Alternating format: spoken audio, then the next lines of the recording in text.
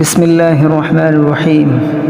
আলহামদুলিল্লাহ ওয়াসসালাতু ওয়াসসালামু আলা রাসূলিল্লাহ। একদিন আমাদের এই পৃথিবী ছেড়ে চলে যেতে হবে, কিন্তু প্রশ্ন হলো সেই দিনের জন্য আমরা কি প্রস্তুতি নিয়েছি? প্রিয় ইমানদার ভাই ও বোনেরা, আমরা জীবনে কত কিছু পাওয়ার জন্য প্রস্তুতি নেই।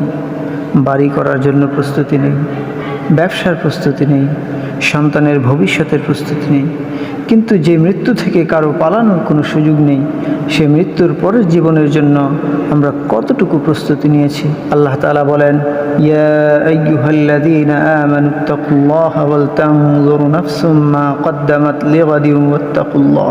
হে ঈমানদারগণ, তোমরা আল্লাহকে ভয় করো এবং প্রত্যেক ব্যক্তি যেন লক্ষ্য করে দেখে যে সে আগামী দিনের জন্য কি পাঠিয়েছে, এবং তোমরা আল্লাহকে ভয় করো। বন্ধুরা, সে আগামী দিন আমাদের জন্য কত ভয়াবহ বাস্তবতা। আমরা কেউ জানি না কখন সেই দিনের পথের যাত্রা শুরু হবে। তাই মৃত্যুর আগে অন্তত 3টি প্রস্তুতি আমাদের নেওয়া দরকার। প্রথম প্রস্তুতি হলো আল্লাহর সঙ্গে আমাদের সম্পর্ক ঠিক করা, নামাজ ঠিক করা, গুনাহ থেকে ফিরে আসা, আল্লাহর কাছে তওবা করা এবং তার আনুগত্যের পথে জীবন পরিচালনা করা। আল্লাহ তাআলা বলেন, ইয়া আইয়ুহাল্লাযীনা আমানুত্তাকুল্লাহা হাক্কা তুকাতিহি ওয়া লা তামুতুন্না ইল্লা ওয়া আনতুম মুসলিমুন। হে ঈমানদারগণ, তোমরা আল্লাহকে যথাযথভাবে ভয় করো এবং মুসলিম না হয়ে মৃত্যুবরণ করো না। একবার ভাবুন তো, আমরা জানি না আমাদের জীবনের শেষ নামাজ কোনটি, শেষ সিজদা কোনটি, শেষ তাওবা কোনটি। তাই আল্লাহর দিকে ফিরে আসার জন্য আগামীকালের অপেক্ষা নয়, আজই সঠিক সময়। দ্বিতীয় প্রস্তুতি হলো মানুষের হক আদায় করে যাওয়া। কারো টাকা আমাদের কাছে আছে, কারো আমানত আটকে রেখেছি, কারো উপর জুলুম করেছি, কারো মনে কষ্ট দিয়েছি, কারো অধিকার নষ্ট করেছি। তাহলে সময় থাকতে তা ফিরিয়ে দেওয়া ও সম্ভব হলে ক্ষমা চেয়ে নেওয়া দরকার। কারণ রাসূলুল্লাহ সাল্লাল্লাহু আলাইহি ওয়াসাল্লাম সতর্ক করেছেন, যে ব্যক্তি অন্যের উপর জুলুম করেছে বা কারো হক নষ্ট করেছে তাকে দুনিয়াতেই ক্ষমা চেয়ে নেওয়া উচিত।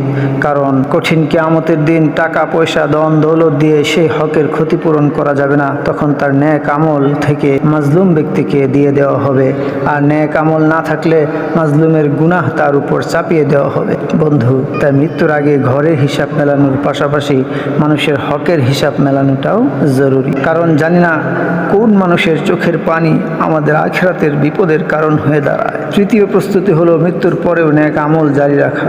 আমরা মারা যাব, আমাদের হাত থেমে যাবে, আমাদের মুখের কথা থেমে যাবে, আমাদের আমল করার সুযোগটুকু শেষ হয়ে যাবে। কিন্তু এমন কিছু আমল আছে যার উপকার মৃত্যুর পরও চলতে পারে।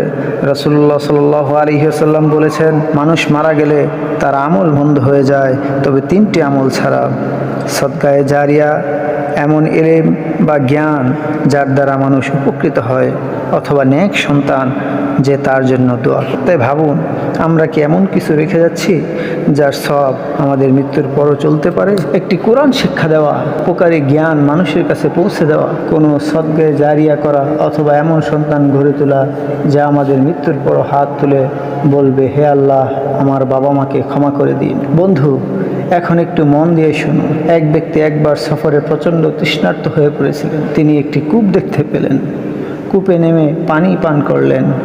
উপরে উঠে দেখলেন একটি কুকুর তৃষ্ণায় কাতর হয়ে জিহ্বা বের করে হাঁপাচ্ছে এবং ভেজা মাটি চাটছে। লোকটি ভাবলেন, আমি যেমন তৃষ্ণায় কষ্ট পেয়েছি, এই প্রাণীটিও তেমন কষ্ট পাচ্ছে। তিনি আবার কূপে নামলেন, নিজের জুতায় পানি ভরে মুখে ধরে কূপ থেকে উঠে এলেন এবং কুকুরটিকে পানি পান করালেন।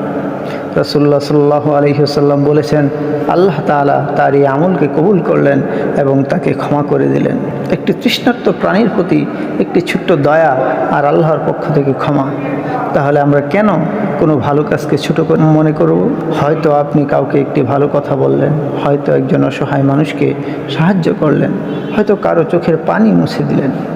আপনি হয়তো ভাবছেন এটি একটি ছোট্ট কাজ, কিন্তু আল্লাহর কাছে সেটিই হয়তো পরকালে আপনার নাজাতের কারণ হয়ে দাঁড়াতে পারে। প্রিয় ভাই ও বোনেরা, মৃত্যু আমাদের জন্য অপেক্ষা করছে, কিন্তু আমরা জানি না কত দূরে দাঁড়িয়ে আছে সেই মুহূর্ত।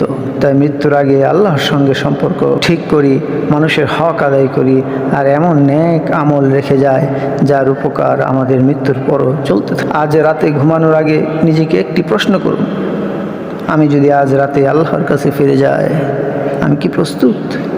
যদি উত্তর হয় না, তাহলে হতাশ হবেন না, কারণ আপনি এখনো বেঁচে আছেন আর বেঁচে থাকা মানেই ফিরে আসার সুযোগ এখনও আছে। চলুন আজ রাতে আল্লাহর দিকে ফিরে আসি। আল্লাহ আমাদের ঈমানের সঙ্গে জীবনযাপন করার তৌফিক দিন, মানুষের হক আদায় করার তৌফিক দিন এবং ঈমানের সঙ্গে সুন্দর মৃত্যু দান করুন।